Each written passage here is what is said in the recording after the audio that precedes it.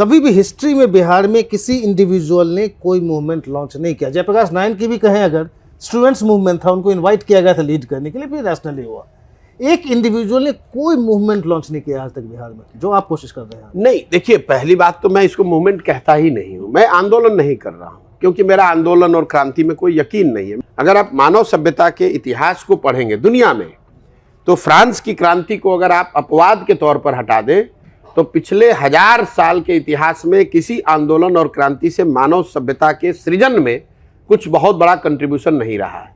उससे मानव सभ्यता का विकास नहीं हुआ। हाँ, आंदोलनों से आपने लोगों ने सत्ता से लोगों को हटाया है। जेपी का आंदोलन हुआ, उससे आपने इंदिरा जी को हटा दिया, लेकिन उससे नई व्यवस्था देश में नहीं बनी। अन्ना का आंदोलन हुआ, उससे कांग्रेस को हटाया, यूपीए की सरकार हट गई, लेकिन उससे नई व्यवस्था नहीं बनी। सृजन का एक अपना काल है और उसकी एक अपनी गति है। किसी चीज को बनाने की जो प्रक्रिया है वो लंबी है, इट्स ए स्लो बर्न।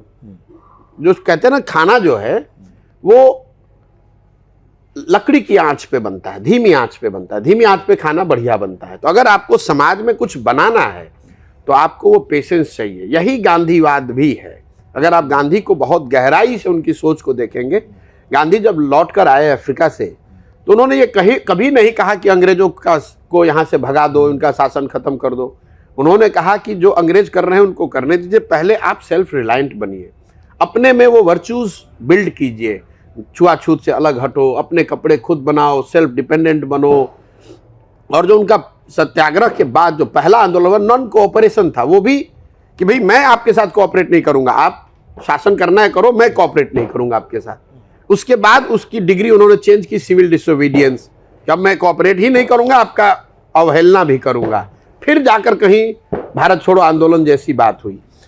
तो ये गांधी की जो सोच है कि पहले उन्होंने समाज खुद को, जो उन्होंने अपनी जीवनी लिखी है एक्सपेरिमेंट विथ ट्रूथ, वो सिर्फ पढ़ के किताब से नहीं किया। जो बात आपको सत्य लगती है उसको आप करके उन्होंने पहले अपने जीवन में उतारा, फिर उस लर्निंग को समाज को पास ऑन किया, समाज को उसके लिए तैयार किया।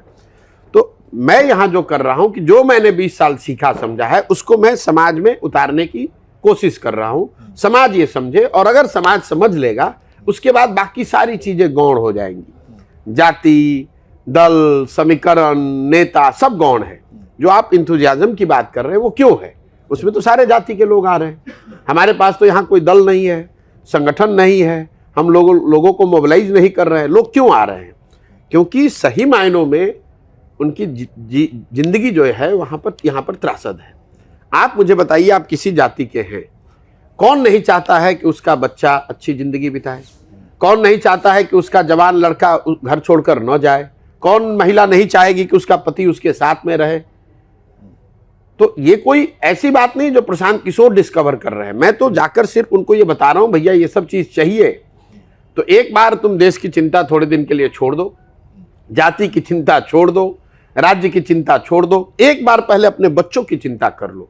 एक बार तुम अपने बच्चों की चिंता कर लोगे, अगर आपके बच्चे पढ़ लेंगे, आपके बच्चे को रोजगार मिल जाएगा, तो उसकी आपकी जिंदगी भी सुधरेगी। और जब आपके बच्चे मजबूत होंगे, आपके बच्चे रोजगार पाएंगे, तो उससे आप मजबूत होंगे, समाज मजबूत होगा, और जब बिहार मजबूत होगा तो उससे देश भी मजबूत होगा।